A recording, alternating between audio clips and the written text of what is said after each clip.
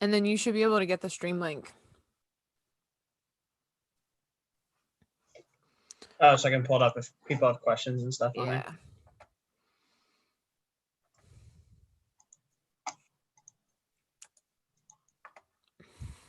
there. All right.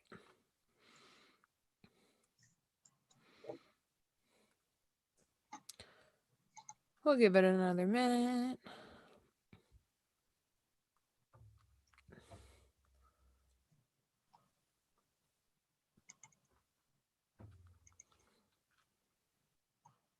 I need to cut my hair. It's getting bad. Every time we do something on the camera, it's a lot. I hope everyone logs on and hears just that. Me too. That's Steve! Love it.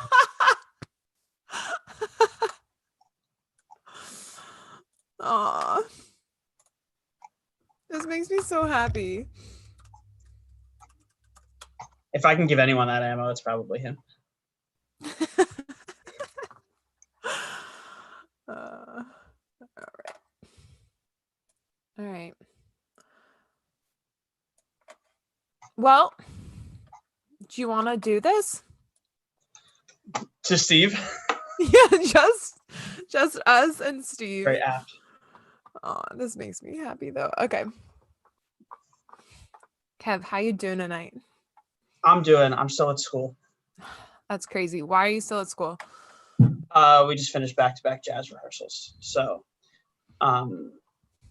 finished up, got a bottle of water, then sat down for the next thing, and then we're done after this. So nice. School, so. Well, let's not hold you up. Let's not hold anyone who's watching up, and let's get to it. Sounds good. So why are we here, Marissa? We're here because we launched a new book today, Hustle to the Start, and we're really excited to talk about it and share it with everyone. So we're going to give you guys a sneak peek, and then if people tune in, and I realize we're still within the first few minutes here, but we're hoping to potentially answer some questions from people who are watching live. But hopefully along the way, we'll answer some questions about the interview process for young music educators and what to expect as they get into interview season here.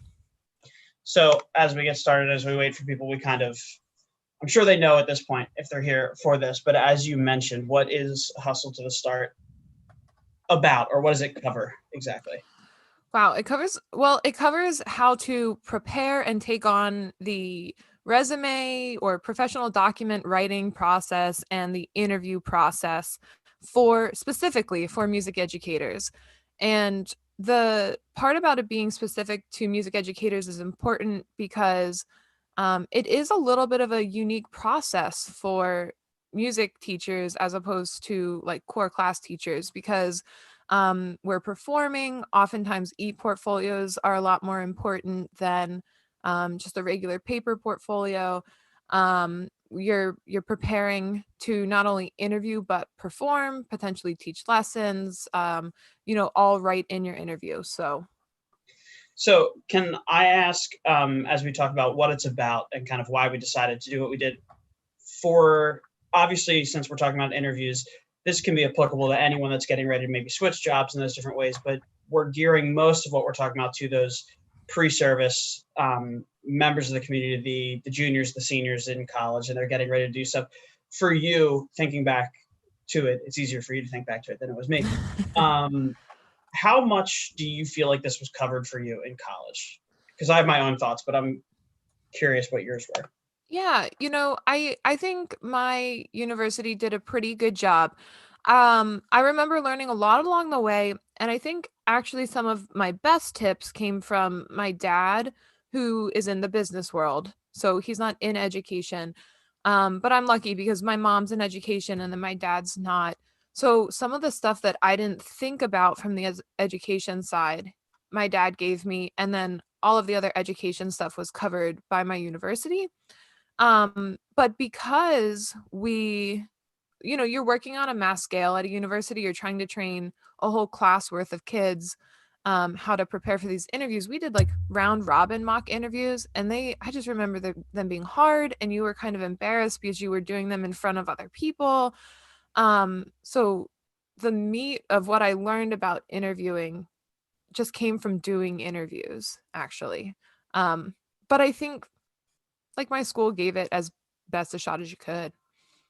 Yeah, and I think that I kind of feel similarly, if not a little less, on the practical side of um, practicing questions and whatnot. So I think that from a portfolio and a resume side of things, I think that was covered pretty well in our music education upbringing and all the things that we talked about. But for me, what I really enjoyed about this process, and I think one of the things that's helpful in the book, um, is when I was in class and I was learning how to write a resume or learning how to write a cover letter, I learned, and again, because you said you're part of like a larger department, I learned how to write the same cover letter and the same resume as every other person in the room. Yeah. And it was not until I got a job, and I never really thought of it because you don't hear a lot of feedback on what your resume might look like. And I remember when we started working at the same building, when you got there, we were talking a little bit about resumes, and you had made a mention of your dad helped you a lot with Yeah. yours. And in my mind, it was always like I didn't know any better. I'd never done a resume until I got out of college, so I thought it always had to look a certain way. And it wasn't until I saw what yours looked like that I realized there's some fluidity in it. There's an ability for Options. it to be more engaging. And then when we got to a point where now we've been sitting on interview panels, I take notice, and it's not that the content on it doesn't matter, obviously, but at the same time, it that engaging, like when you're flipping through a pile of 50, you Yeah. see the ones that look different. And we'll talk a little bit more a little later about what the book offers in terms of it looking different. But as much as you get in your program, the most important thing I think to take from it is every single one of those people around the room, whether doing round robin or whether they're making a resume, are getting the same exact information that you are. And if you, in a vacuum, learned that, made resumes, and went to interviews and just what you learned in that room, you would all be fairly close to equal candidates. And that's not always an ideal thing. You want to find ways to set yourself apart. Um, so when we sat down and we started talking about kind of doing this and writing out what we felt, or at least I'm speaking for myself, what I felt was most important is I agree with you. I learned a lot of what I learned about interviews in taking many interviews and being in them, and then also being on an interview panel interviewing candidates. And I think that um, the amount that you learn doing it, the more practical you do, the more it becomes relevant to how you can actually use it. Right. So that's kind of where we jumped in with Right. this. And I think you make a great point that it's a process. I think that interviewing is something that we talk about as get ready. It's going to happen when you start to look for jobs. But realistically, what Marissa talks about at the beginning, whether it be your portfolio or your resume or practicing that template for a cover letter, those things that you can check off to make life easier when it comes, is stuff that you could be taking care of as soon as possible. You can Yeah. start working on them and just putting more recent things on and knocking the things that are maybe less important and less relevant to what you're looking at. Absolutely. So why don't we talk a little bit? Let's like walk through the process a little bit. Sure. Because what I want to stress right out of the gate is that so it's March 10th, and we're starting to see job postings for next year. So some of you guys might be interested and really starting to gear up for this process. I can't stress enough how much you can do on the front end, or even if you're a junior listening to this. I think one of the most important things you can do is clean up or get rid of your social media. For obvious reasons, we spend a page of this in the book going through this, but make sure that um, it's all good to go. And anything that might be unprofessional is taken off, or better yet, take your social media, get rid of it, and then turn it into professional social media. So something that you can actually use as a teacher in your classroom. I know a lot of music teachers do that, and I'm actually seeing Franklin Willis just said hello, and he is the master of professional social media. So if you need some good ideas, you can also check out his stuff as well. And I think prime example is you will not be in education long before, especially if you have middle school to high school, where kids Google you and just see Yeah. what pops up. And we, like in our situation in our school, we had a new hire, and just to kind of introduce them to the staff and get them welcome, our principal searched their name, Google searched their name, and it came up with this great, it was a promotional video for an opera group that she does, or an opera troupe, but it was her singing, holding her dog, singing. It's an adorable video. It's great. But he took that and like as like a cool, hey, check this thing out. This is like this person's going to be great for our kids. Showed it to our upper administration, and Yeah. it was awesome. It was such a cool video to watch. But the point in that is, if it were that easy to find something that's engaging and shows how relevant a person can be, what is there that they can find if they Google you now before you clean Right. something out that would not be that video? And that's what you want to avoid as often as you can. Yeah, absolutely. So again, there's more detail on that in the book, but just kind of a warning, social media can make or break your interview process, because a lot of people also lock down their social media and they say, "Oh, if I spell my last name backwards or if I put my middle name up instead of my last name, they can't find me."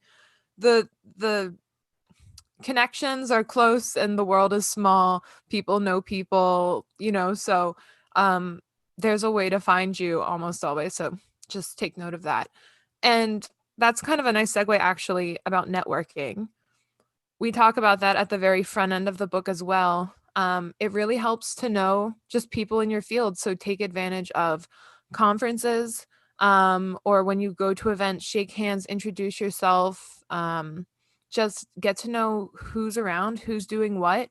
If you're interested in moving states, make sure you check out what's going on in that state, or if you're interested in moving countries, what's going on in that country. Try and make those connections over there as well.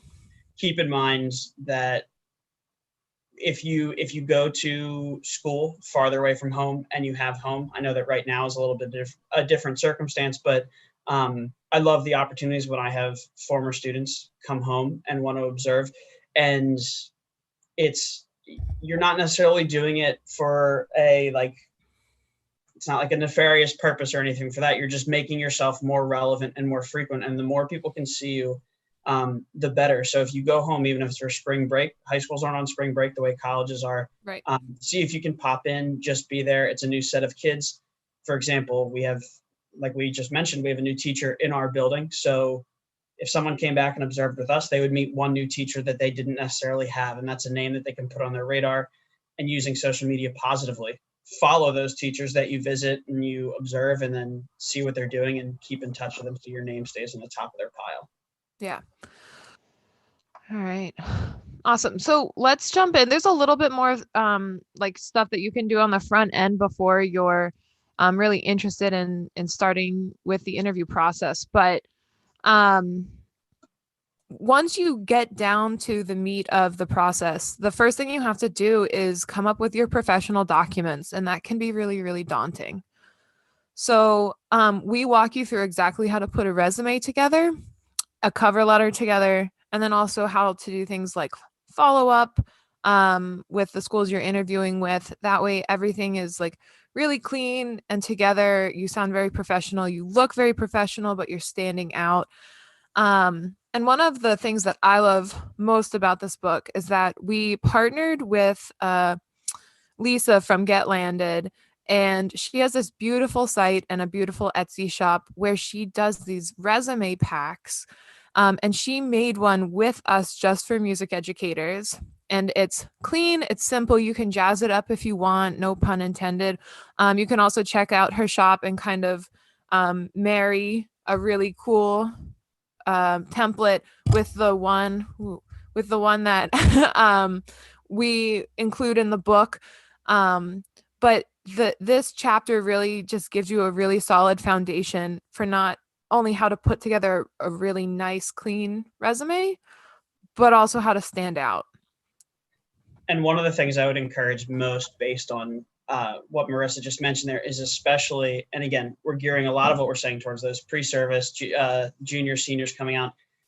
You, by just sheer definition of experience, will have less to put on that resume. And I think that sometimes there's that, I remember that cliche rule or that stress of don't have more than a page, but make sure that the Right. stuff you put on is not, and you just get to this very kind of nerve-wracking struggle of, do I include this? Do I not include this? Does this sound relevant or not? And um, we talk a lot about how to make it look palatable, how to make it look engaging, but also really ask those questions of, is this something I should put, or is this not something I should put? And it's all very valuable to take a look at for sure. Right. And I think just to go off what you're saying, music educators do so much. We do so much before we even get to the interview process. So you have to think about, again, what is important, what is not, how do I want to sell myself essentially to these people? What's most important for this position or that job? So just check that out. And Go the ahead. resume, especially at the start, is a lot of it's the only experience you have, whether it be student teaching or something like that. But the cover letter, especially when we talk about the cover letter in the book, that's kind of your moment to shine. Because one of the things we do point out, and it's important to keep in mind with this, is there's of course that natural, you get out of school, you want a job. That's priority one. But you have to also ask the question of, is this job a fit for me, or am I a fit for this job? And when you have those giant amounts of things you do, if you're going for a high school position and you have jazz, you have marching band, you have concert band, you have all these extra things, maybe electives, taking the opportunity to take a cover letter and take a paragraph in there and speak to maybe your jazz expertise, if that's the thing that really makes you shine and makes you fit for a high school position, it's important to know when to take those moments to bring that in and then also back away on the things that maybe you don't have enough experience on yet. One of the tips and tricks that I got from the business world, not from the education world, is that your cover letter is the very first thing in a lot of cases that someone will see in your application packet. So a lot of people start their cover letters with, something like, I'm responding to your posting for the middle school band job, right? It's very straightforward. It's very textbook style. However, you can use that first paragraph to answer so many questions without ever being asked a question, which I think is brilliant because I didn't think of it. So if you start with like an introduction, and I think in the book we have it like an example. As a young and enthusiastic music educator with a passion for working with elementary students, I was beyond thrilled to see your school's job posting for an elementary band teacher. So you're answering what kind of teacher you are. You're excited to see their job posting. I'm positive that my experience and my attitude will be an asset to your school's community and staff family. So right there, you're telling them you're interested in community. You're interested in becoming a part of their school family. You have experience. You have a positive attitude. And then, you throw in something about your success as a musician. That's so much more engaging than I'm responding to your post because I need a job. It's just, it's a little something like that that I think can make such a big difference when people are, again, going through a stack of resumes and reading all of these cover letters. If you really start with a bang, they're gonna be like, "Ooh, let's keep reading this one." And it's, as we keep talking about the resume, all the paperwork, the professional documents, it is important to realize it's a lot of work up front. And when we say we wrote this because we want to talk about the interview process, and that's not even the interview, that getting in the door, I mean, for especially as music educators, you're going to hire one choir director for a high school and you're going to get 70 or 80 applicants. There's not ever a chance of opening of multiple. There's very rarely a chance of Right. multiple in a high school. And what we've compiled and what we've put here are from plenty of years and plenty of experiences in being in interviews, not getting interviews, getting them, getting second interviews, or being on the other side of it and choosing them. So It's not a perfect system. It's not a way to do it, but it's something that we've practiced, for better or for worse. We've practiced multiple times, got an idea of how to do it. Right. So the last thing I want to touch on before we actually talk about the interview process is um, the other thing that you can send beforehand kind of as an extra, or sometimes it's asked for when you go to fill out the forms, but that's a portfolio or an e-portfolio. If you have like a physical portfolio, you can bring that, or you can bring copies and hand it out in your interview. However, with music education, I think an e-portfolio is so nice because you can record what you're doing in your classroom and then allow them essentially to step into your classroom, hear your students, see their excitement, hear the music. Um, and you can do it in like a very easy and accessible way. So in the book, I give you kind of like a little tour of an old one of my e-portfolios. Um, and it just talks about how you can list your professional documents. So you sent it all in, but they're also listed there for everybody. Your references, you can have videos and photos. You can make it colorful and it's very representative of who you are. Um, and it can just be that little something extra that, people can turn to if they're not sure who they're, maybe they're down to two candidates, or they just want to see a little bit more of what you're doing. Maybe, they were on a tight schedule. They didn't get to ask you everything. They can go there after the fact. And before I let you kind of follow up on all of this, the other thing that we throw in there is you can create beautiful lesson plans and all of that sort of thing. But a lot of times in class, we hand out music, or we make photocopies of notation. You can use a program like Noteflight, and we mentioned that in the book, to put that together and put it on your e-portfolio. They're a free platform. You can really show off what you're doing um, in your lessons by using that platform. It's a really powerful tool. So, consider that when you're putting that all together. Pull out all the stops for your e-portfolio. It can make a difference. This will kind of be a segue into the next part where we actually talk about the interview. I think one of the things that is important to realize, and this can be said for many different positions, but especially for music, you are pretty consistently interviewing to a panel of administrators and either music teachers or music supervisors or coordinators, whatever they may be. But most often, those administrators that are in that room do not have a lot of musical experience.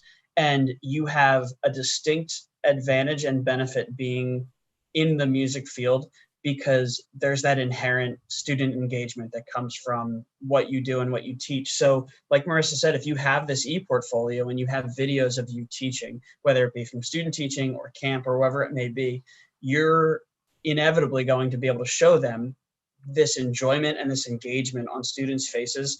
And whether or not it's an experience that you had that someone else didn't, or vice versa, if you show them that, a smile on a student's face or engagement within a classroom says an extreme amount to administrators that don't necessarily know what you're saying in the pedagogical side of things. So it's something that can't be underappreciated to include. Yeah, absolutely. So we're 22 minutes in. We haven't even talked about the interview yet. So what can you expect in a first round interview, Kev? So to that point, you're going to have likely a handful of administrators, probably principals that you might work for, maybe a couple, depending on who they are, and then a music coordinator or a supervisor. What traditionally you can see in there is kind of that combination of more general questions about your teaching philosophy, and then maybe some more music specific questions as well that might come in. The music specific questions are kind of dependent on what you're going for. For example, like your high school band position is going to get totally different questions than your elementary general. One of the things that's very important to balance, though, is how you deliver your answers to each of those questions. Yeah. They have supervisors, music supervisors or music teachers in those interviews to ask you music-based questions so you can answer them with those pedagogical terms and ideas and Yeah. concepts, and they can look at that person in the room that knows what you're talking about and give that kind of like subtle, they know what they're talking about or they don't know what they're talking about. But there's always that fine balance if you don't want to go down this road of just talking pedagogy and lose everyone else in the room. So I think one of the most important things to balance in that first round is knowing your audience, knowing how to constantly engage both sides of the table, the music and the administrator. Yeah. And I think you brought up some good points. So if you get a job right out of college and you stay there through your 30 or 35 years, you as one person are $1 million investment to that school district, right? They pay your salary for so many years. You're $1 million investment. So they want to make sure they're being very careful with who they pick for this position.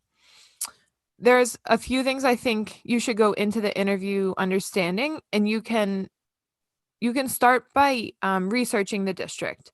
So we talk, I think we dedicate a whole page to it in the book about researching the district and how important it is to look online. It's so easy to go scroll around these beautiful district websites now. A lot of times the music departments have things. I know our department just has, I mean, we alone have like 42 different Instagram accounts. We've got one for orchestra, one for band, one for choir, one for like your marching kids. Every different section has an Instagram. It's wild. We've got a YouTube. We've got 42 Twitters. I mean, there's so much content out there now that anyone who's coming into our district or potentially our music department should have a really good idea of what we're doing before they get there. And then you can take all of that information and work it into your answers. Go ahead. Oh, and I was going to say to that, I think the important caveat, and this is one of the benefits of this book, is we've taken a lot of time to compile questions that are your Yeah. general questions, your elementary, your secondary, your band, your orchestra, your choir questions, because there is no shortage of questions or variations of questions that you can be asked. And to this day, in the however many interviews I've been a part of, I don't think there has been a single one where I have sat down with a different administrator and not heard a question asked in a way that I hadn't heard prior. And everything Marissa's saying is absolutely right. Collect that information, be ready for that research, and do all of those things. The thing that you should most consider, though, as you prepare is practicing. Yeah. Practice how you would answer all of these questions, because it's one thing to know what Marissa's district wants. But if I look it up online and say they are big on student responsibility, if I go in just thinking I have to make sure I say student responsibility at some point during this, I'm going to have less success than if I've practiced how to respond to these questions and steer the conversation towards student responsibility. Absolutely. And like a lot of districts have, like their core values or a mission statement or something posted online, and you can take that and you can like massage it into your answers in various ways. And they'll pick up on it, even if it's subtle. They'll go, oh, like she definitely checked out our website because she brought up this point a couple of times. Or, um, oh, he mentioned a video we posted. That means, he was looking around. That being said, there's also like some really core questions that always get asked. And do you know what the most popular one is? Do I know off the top? That's a good question. I mean, my most popular one that I hear is about teaching philosophy or behavior are the two that I always hear. So much simpler. Tell me about yourself. Right? I mean, no matter what interview you're in, education or not, that you almost get asked, like you sit down at the table, you shake some hands, and they go, all right, so why don't you tell us a little bit about yourself? And that is, I don't know if I've ever been to an interview where they haven't asked me that, to be honest. And that is one that you can practice in the mirror, practice in the car. Um, it's good to have a really nice, tight, concise answer for that because you know it's coming. So I like that was another, I think, like businessy kind of tip I got because I noticed it was popping up, and then someone said like that's the most common interview question for everyone ever. So I think the advice to me was, take three core things about yourself and outline them and explain it, because when you go tell me about yourself, you don't want to be like, okay, well, I was born in this place and then I went to this elementary school, right? We're not looking for your life story. We want to know about you as a professional. So that's And one that you can have set and ready to go for every single interview.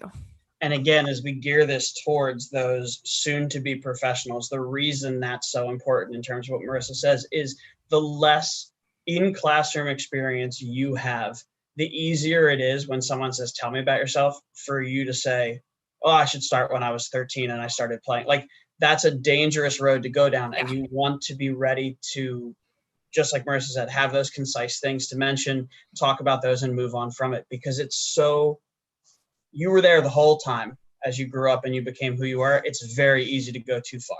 And Yeah. it's very rarely an end question. It's usually towards the beginning. And it's hard to get out of your head in an interview. So if you start that one off and feel like you kind of lingered or didn't say enough, it's hard to recover at times, for sure. So I'm I sorry. was just going to say in the book, there's 4 pages of all kinds of questions that you can check out. There's also a lot of resources out there for you to look at beyond what we include in the book. We include some of the ones that we used when we interview folks or what we would like to use when we interview folks.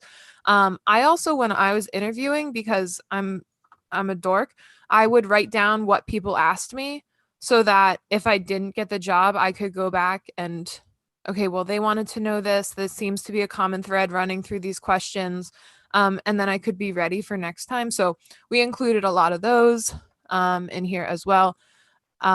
It's really good to just go through them and literally verbalize the answers to them. It's really different to say it in your head, at least in my opinion. So, Absolutely. And to even an extension to that, one thing that we go even farther with in this book is it's hard to know what everyone has a different way they ask things. Everyone has a different thing they're looking for. But what we know for sure is most commonly when you walk into an interview, you're going to see, to generalize the room, you're going to see your administrators that don't necessarily have music experience that are filling a space in their building, and a music teacher, a music supervisor, coordinator, whatever they may be in that district. So what we also did in the interview section of the book is we spoke directly to a yeah. principal and a music supervisor and asked them these questions of, what are you looking for? What are your go-to questions? Are there any answers or any things that a candidate might do that make them a no right off the bat for you? And we tried to give you as direct answers as possible to help gear and structure how those are. And I think a lot of the ideas they all have their own personal twist, and they always will. But a lot of the ideas that they gave were main tenets of what to watch out for when you're Yeah. interviewing. Yeah. So, oh, look, one of our former students, Ashley. Hi. Hi. Okay. Um, and then the last thing I want to say about the actual meat of the interview is that, again, almost always you're going to be asked if you have any questions. And as you go through the interview, you're welcome to have a pad of paper in front of you. It's not uncommon. A lot of people at first think that um, it's weird to have paper and write in front of you or whatever. It's not. It's very common. So you can write things down as you go, but that can be tricky. You might want to have some questions lined up, maybe a list of 5 to 7, and then you kind of pick and choose, I'd say 3, 4 for the actual interview. But again, one of these little tips that I was taught when I was interviewing was when they ask you, do you have any questions for us? The first thing you should say is, well, is there anything else that I can tell you about myself? And I throw that in a side panel in the book for you to revisit. But the idea is before we turn the attention away from me, the candidate, and onto the school district and what they might have to offer me in the position, let's give them one more chance to refocus on me. It gives people a chance to clarify if you didn't fully answer a question. It just gives everyone like one more chance to go through if they have any questions and allows you to clarify. So it's sort of a question, but it almost helps you out a little bit more then asking questions about the school district. And then you can jump into the program in the school district. And you can go for those kind of questions, but choose your questions carefully. They can say something about you as a candidate too, because you're not going to be like, well, what's the pay? Right. That's not a good look for a candidate. How Choose many sick things days do that, I get? Mike Groover, his interview in the book is fantastic because he talks about what he would like to hear of questions from candidates, and he gives some really great ideas. So check out his interview in the book. Moving along through the interview process, there's those unique parts of it that are generally an element of a music interview as well that we go into. One of the things that it's become a sticking point to me just because of the different experiences I've either A, heard about from friends, or B, I've experienced, is the playing aspect of an interview beyond the questions. I love the playing part, and it's one that I think personally it can be a little scary and daunting depending on how big the room is, like what you're playing, who you're with, and what they know about music. But it's your moment to kind of put your money where your mouth is and show that you know what you're talking about when you're talking about whether it be pedagogy or how you would teach a different piece or something like that. This allows you to demonstrate it to them. And that goes one step farther when you're looking, whether it be for strings or band specifically. I'm a woodwind player, but I know that when I've gone for multiple jobs, I've had to do woodwinds, I've had to play a brass instrument, I've had to play percussion, and sometimes I've done all three in an interview. And that's a lot. And the level at which you should know how to play it, what you should pick, the difficulty, how you set yourself up, that stuff, all that we go into in the book to consider as well. I like to think of the playing portion a lot like the resume, and the portfolio it's stuff that you can do prior, and you can set yourself up for the most success possible. Let the curveballs and the nervousness happen during the interview questions. That's the thing to be the biggest focus point for sure. Yeah. So do you want to include anything else about the interview itself? The only other thing I would point out, I guess, is that one of the big things that's starting to be a little bit more of a hot topic of things is we're probably developing what will become much more frequent non-in-person interviews.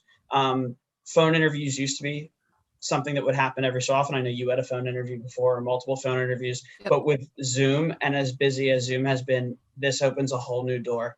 And there's an element to it for sure. I mean, you can see I'm in my office because I didn't leave. If you're watching the video, I'm in my office and I didn't leave, and Marissa's in a completely different setting, and the background says something about what's happening, how you use your hand. Like, I'm talking with my hands right now, but I'm not on camera. All these things are things to consider when you're selling yourself as a candidate. That's something we go into as well.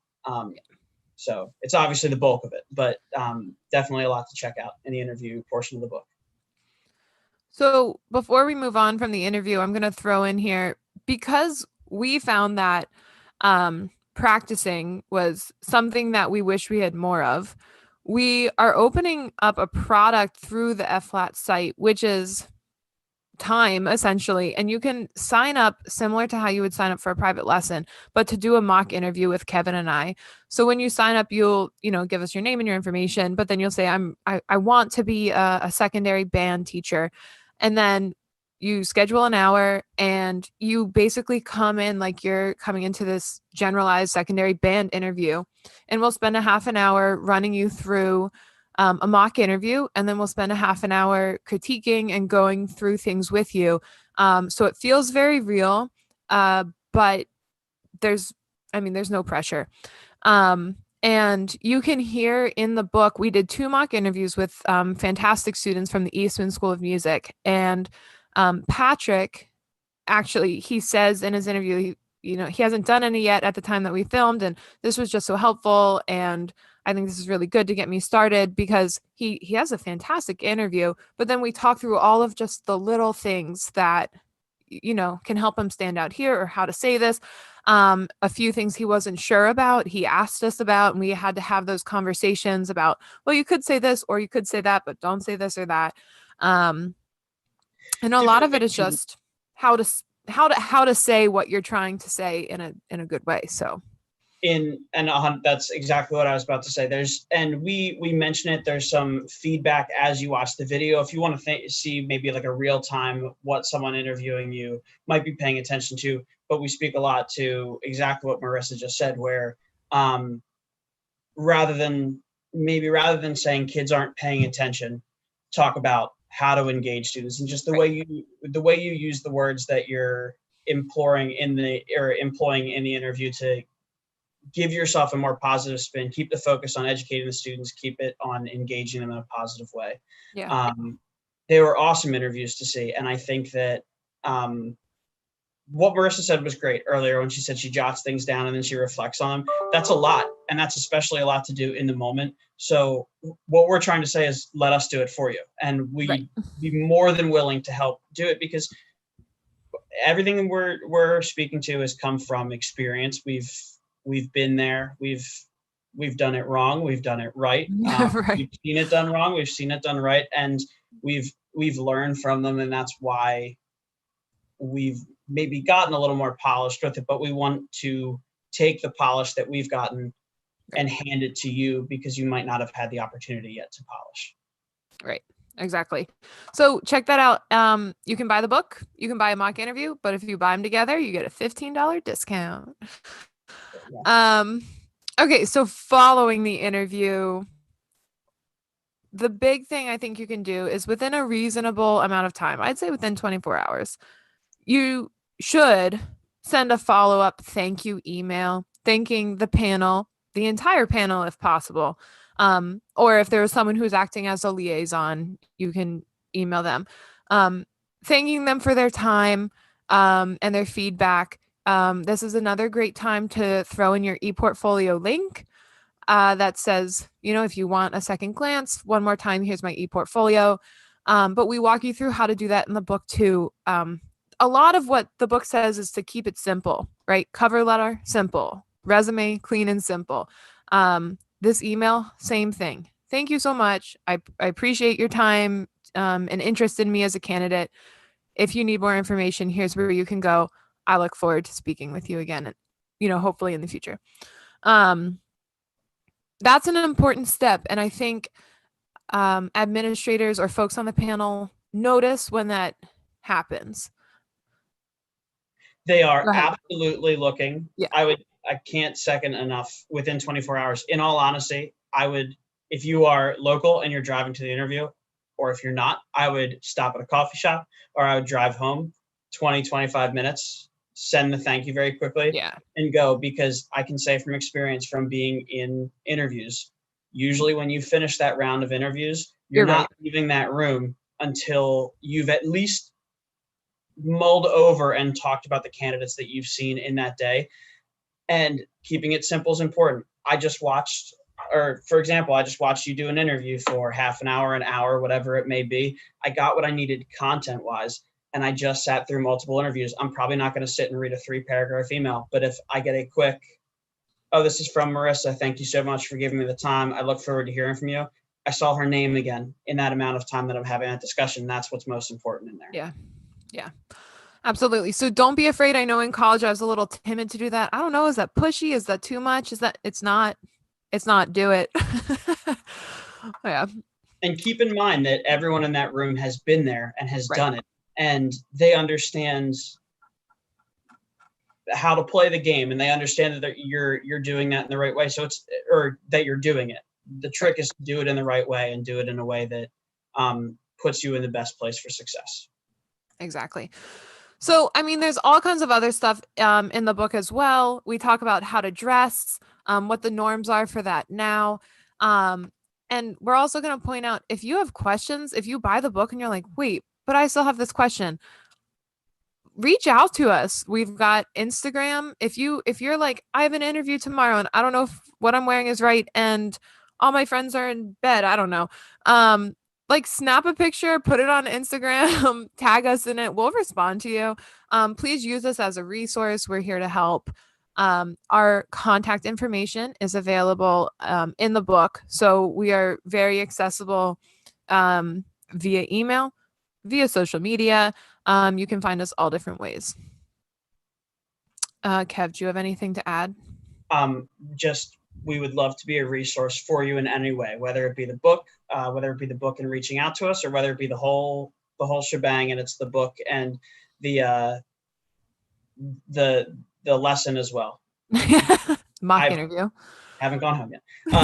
The mock interview as well. I think that I can't stress enough that when we sat down and we wanted to start doing this, this is because this was on our mind because of interviews that we had done or Yeah. interviews that we had given. And we saw a need in a space based on what we had experienced. So this is all coming out from having lived in this field, in this career for a decade, some of a decade if you're Marissa, and younger than me. Thanks, I Um, think. it was a compliment. And then using what we have to try and help you as best we can to make yourself the best product for a district. Yeah. Now we'll hang out here. I mean, for a few minutes. There's a few people watching. If you have questions, we're happy to answer them. It's fine. I can talk. Um, I do want to. I see she's on here. She just messaged. I want to give a shout out to Sarah Gulish, co-founder, CEO of FLAT Books. Her brother David, he's also a founder, CEO, I believe, of FLAT Books. Um, and Rosie, who's also on the FLAT team. They did so much work for this product because we were doing all kinds of different setup. We were asking to schedule time through the site. We have these free downloads that you can go check out. We're doing bundles. We're doing like just a weird grouping of all kinds of stuff. So, thank you so much to the whole FLAT team that made this possible because there's a lot of back and forth in the middle of what's been a very crazy few weeks for everyone. So they're amazing. Go support FLAT, even if it's not our book. I would like it to be our book, but go support FLAT in any way that you guys Particularly can if because they're you're a younger awesome. teacher looking for resources or looking Yeah. for ways to kind of reinvigorate what's happening in the classroom. I think, if nothing else, it's absolutely a platform for people that are looking to do things in more improved and more unique ways, and it's a great place to go to get those resources. So Yeah. It's absolutely awesome. stop by. And if the website isn't always readily available for you guys, their Instagram, again, that social media community of teachers is amazing. They're always sharing their stuff, but then also reposting stuff from other music educators in and out of the FLAT family. So, yeah, go check it out. All right. Well, I'm not seeing any questions come in. So, I'll ask you two on the topic of interviews if no one else has some let's questions. do it. Okay. What was your worst memory of an interview that you were in? That Okay. you were the candidate? Yeah. Okay.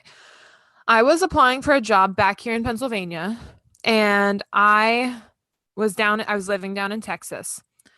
And so I was doing a Zoom interview, and at this time, or it might have even been Skype, video calls like weren't as common as they are right now. And for whatever reason, their camera was not working. Mine was, and they could see me and they could hear me, but I couldn't see them. And it is really, really hard to talk to a group of people that can see you without being able to see them. And I was just stumbling over my words. I felt horrible about that interview and I really wanted this job. And I got off, I'll never forget. I called my mom. I took a day off of work to take the interview. I called my mom just absolutely sobbing. And she was just like, "Well, you don't know, they have to go through and it might have still worked and like there's all this, but I mean, that feeling of just like defeat. Oh man, it was rough. It was really rough. I can't imagine now technology, who knows, but I can't imagine that'll happen now that everyone's so used to using Zoom and the cameras and this and that. But I'll say if you're on an interview panel, please try and make sure your technology is working for the sake of the candidates because that was rough. Yeah. Okay, so upswing, what was the best? Um what was the best interview? I actually think it was round 2 of that same interview. I flew home from Texas and I got to do an in-person thing. And there's a massive panel. And when I say massive, 20 people were probably in the room. And I was teaching a lesson with a group of kids. It was like a string quartet or something. And the kids were just so engaged and so much fun to work with that it made it very natural and very fun for me. Um, it it was just a fun interview to do, frankly, because I got to show them what I can do. And I walked out of that one, I remember feeling like, okay, if they don't want me, then like I left it all on the table. That's like that was me and that was me at my best. So it's nice to have those experiences because you don't always sometimes you walk away going, I don't know. So it was nice to feel good. What about you? What was your most interesting interview? Is there something like quirky that ever or like a curveball thrown at you? Um, I think my most interesting, or I guess maybe the one that I think it's probably the one that's most interesting and the one I enjoyed the most is probably the interview I did for this district, not for the job I currently have. And I had to play my primary instrument, I had to play a secondary, and I had to play percussion. And they started with that, and it was right off the top. And it was one of those where I had kind of been in the midst of having a job that I didn't really connect with anymore, and I was ready to go, and I loved the district that I was applying for, so I wanted to be there. I wanted to be not at my job, but I wanted to be in this one. So there's a lot of pressure going in, and I went in and I was reading the percussion. It's like a little snare drum etude, and I realized halfway through. So this is the third thing I did. I did the trombone, I did the saxophone, and then I'm doing the snare drum. And I realized halfway through, I'm thinking in my head, this is going longer than I feel like it should. And in the moment, about halfway through, I realized I'm playing everything half as fast as I should be. And I was like playing rolls way longer. And I laughed in the middle of playing the etude and then just kind of like corrected and finished. And one of the principals who ended up being one of my bosses asked, he said, "Can I ask what did you chuckle at?" And I just told him, I said, I got halfway through and I 100% read something wrong. And I realized it as I went. And what it did for me was, number one, it showed them that I could correct it. But for me, it took me, I was so like balled up and tense and nervous that it took this moment that I made a mistake and corrected it in it and just laughed at it, that it made me feel more like a person in there and not like Yeah. just like a candidate 3 out of however many. So it was just a nice relaxer. Yeah. Um, and just to kind of wrap this up, again, in Mike Groover's interview that we did, which is in the book, you can hear him talk about, having a sense of humor and breaking that tension that's in the room. And then there's another page in there about being yourself. And I think we also include links to 2 of our other podcasts with Dr. Tim and Franklin Willis. And because they talk about really how to be like an authentic teacher. And so those are 2 really good listens, or 3 really good listens, I guess, to check out before you walk in the interview room, because they're awesome people with awesome advice. So, all right, you ready to go home, Kev? I'm ready. All right. Sure. Well, thanks so much if you're joining us live. We really appreciate you tuning in. And again, thanks to the whole FLAT family for your support and help on this one. Spread the word, reach out if you have questions. We'll link everything up on the website. We'll throw this up to Anchor so that the podcast is available to everyone on Spotify and Anchor and Apple and all that kind of stuff as well. But we appreciate your support and tuning in. And if you are a podcast listener and not one of our live ones, we thank you as well for absolutely staying through and listening through, because the initial support in the podcast and the opportunities to talk with all of these different people that we have is really one of the things that spurred us to do this. So yeah, we appreciate your support as well. And we hope that even if you're listening to this on a Thursday and not live with us today, that if you find some use in it, you enjoy it as well. And it can help you get that job that you want as well. Absolutely.